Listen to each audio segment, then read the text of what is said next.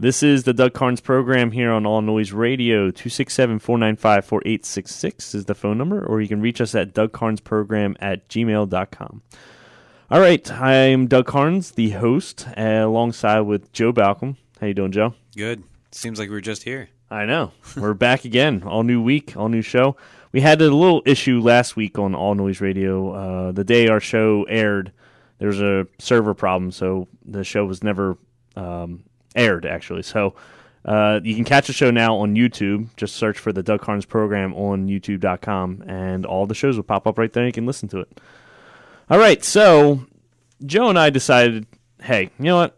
It's been a rough couple of weeks politically, and we've all just got done all that Christmas shopping and crazy holidays. Let's just start the show and have some fun, right, Joe? Time to lighten it up a little bit. Yeah, why not?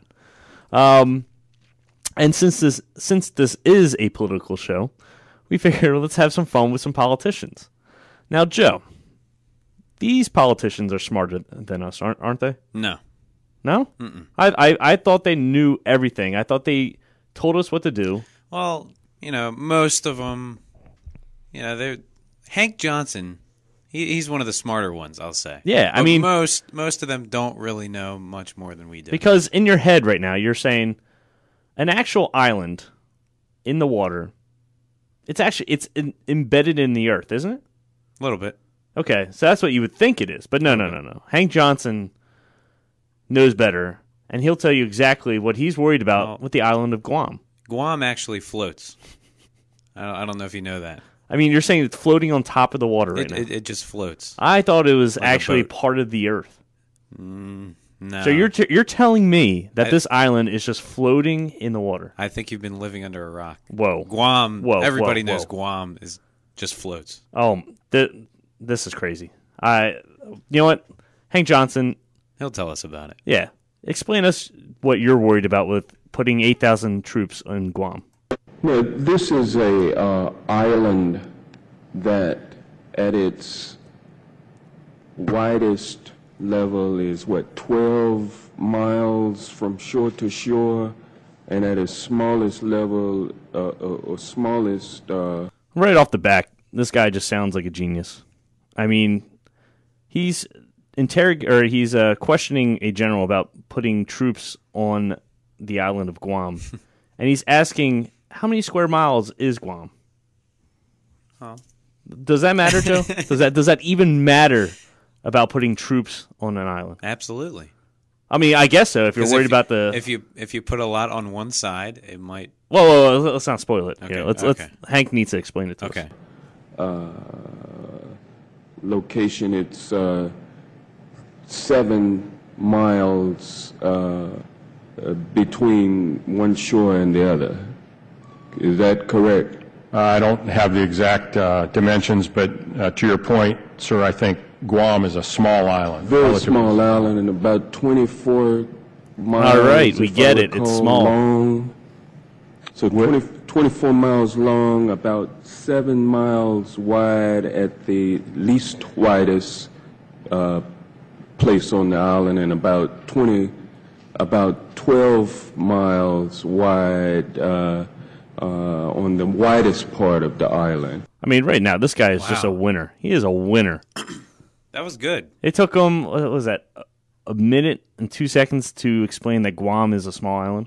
Yeah, I can see that now. Wow. Now that he explained it. Yeah, now that he explained it that way. Yeah, 7 miles wide, or wide. At and 12 square miles, long from one part of the shore to the other side. Yeah, of the island. I see it so clearly now. Yeah, and I don't know how many square miles that is. Do you happen to know?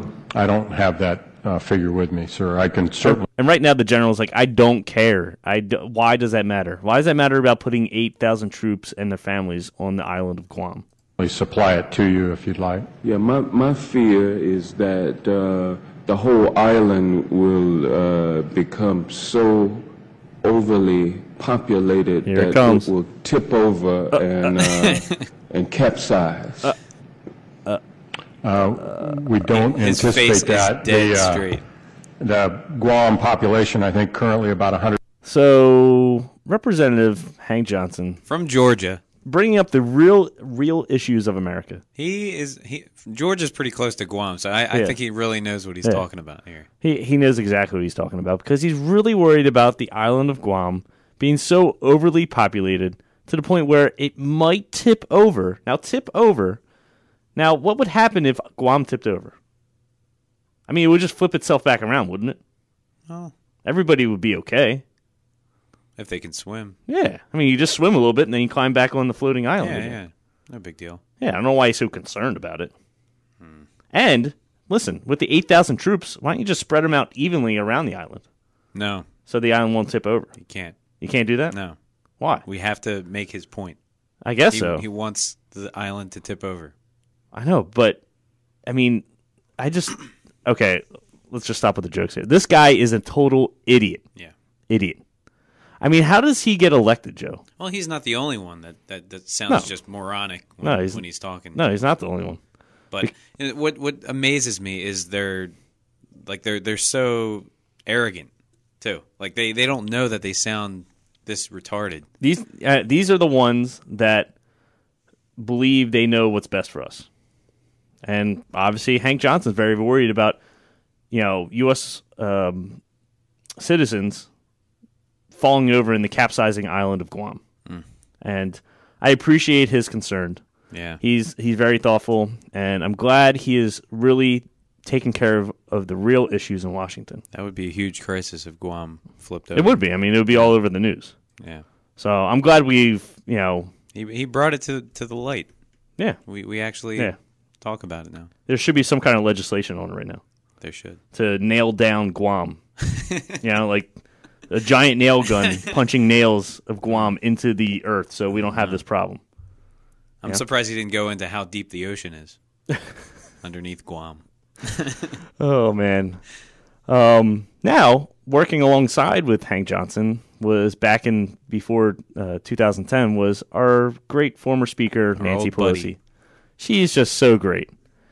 And, Joe, listen, a lot of people ask you what your favorite things are, right? Yeah, what's my favorite color? What's my favorite food? Yeah, what is your favorite color? Probably Eagles green. Okay, Eagles green. Okay. Yeah. Now, what would you say if I asked you what's your favorite word?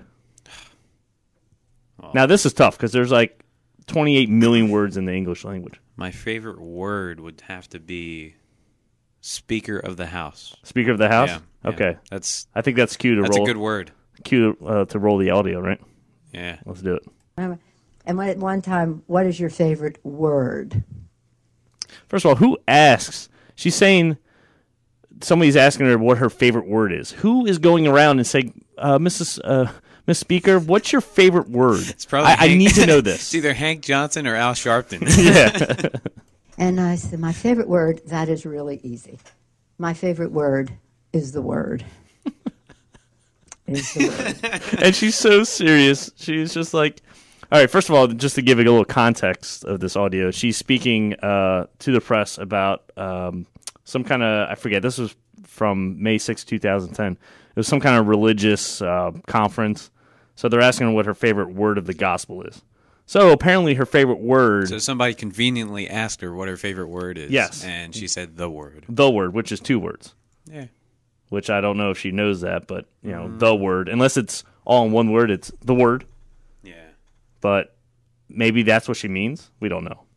Let's go ahead. And that is everything. It says everything. it all for us. Mm-hmm. Mm-hmm. And you know the biblical reference. You know the gospel reference of the word. I do of the word. And that word word, yeah. Mm-hmm. is... we have to give voice Give it to voice, what that means in terms of Yes. public policy that would be in keeping with the values of the word. The word, yes. The word. Yes, we The get She's it. so captivating when she Isn't speaks. it a is. beautiful word? Oh, it's Isn't it? oh my Just God, it's so covers beautiful. everything. Word. It does cover everything. The word. Fill it in with anything you want, but of course we know it means the word was made flesh. Wow. And So fill it with what you want, Joe, but we all know what the word means. I mean, from that clip alone, do you know what the word means? She pretty much explained it perfectly. Yeah, It covers everything. It covers everything. So that shirt you have on right now is the word. It's the word. This room we're in right now, It's the word. it's the word. I mean, it's just in plain sight right there. The word. The word. These are the people that you are letting into the office of being a congresswoman or congressman and running our lives. These are the people. Amazes me how those morons out in California always elect her. Yeah, They always yeah. re-elect her. And these, Why? I don't know. I don't know. And these are the people that go to Harvard and Columbia and are these huge scholars, but they give you answers like the word. She's such a beautiful person. I love Nancy Pelosi. She is. And, you know, she's never really lied to your face No. or made a major mistake. Like, now, listen, we're all worried about jobs, and so is Nancy Pelosi. So back in 2009, when we were trying to pass the stimulus package, we were really concerned about losing jobs, and so was Nancy. And let's have her explain it. Economic recovery package is going too fast, and maybe it won't be ready by the President's Day recess? Every month that we do not have an economic recovery package, 500 million Americans lose. Oh, no.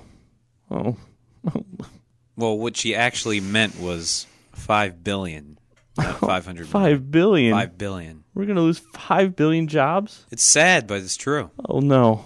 It's so sad. She miscalculated. 500 million Americans are going to be out of a job. $5 billion.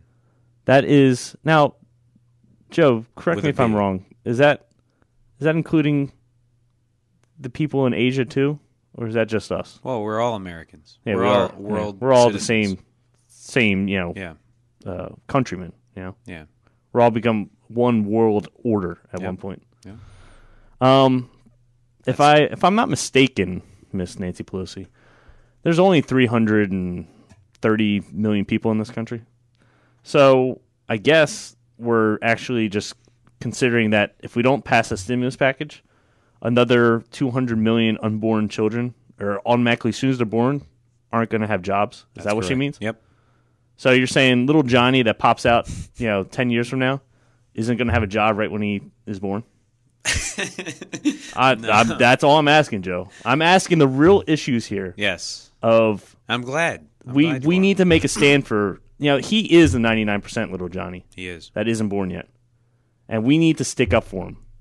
Because how is a baby born into this life and not going to have a job?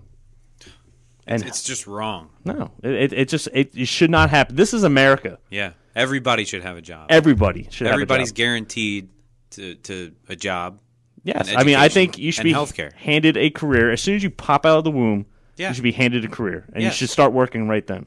That's how it should be, yes. Yes, but if it wasn't for the evil 1%, then little Johnny, who pops out of his mom's womb 10 years, does not have a job. Yeah. Because of the evil 1%. Ugh, it's disgusting. All right, we're up against a hard break. We'll be right back after this.